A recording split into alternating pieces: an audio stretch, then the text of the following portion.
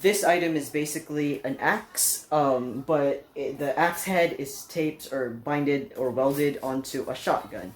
So, yeah, it's a really cool item, and today I'm going to be making it. And another reason why I wanted to do this project is because somebody had commented on a discussion on the official Gadgetsmith website, asking me to make a rubber band gun. So yeah, and it was in a community poll on the website. It's the official Gadgetsmith website. I'll leave a link to it in the description below. And basically, if you sign up as a member, it's completely free, by the way.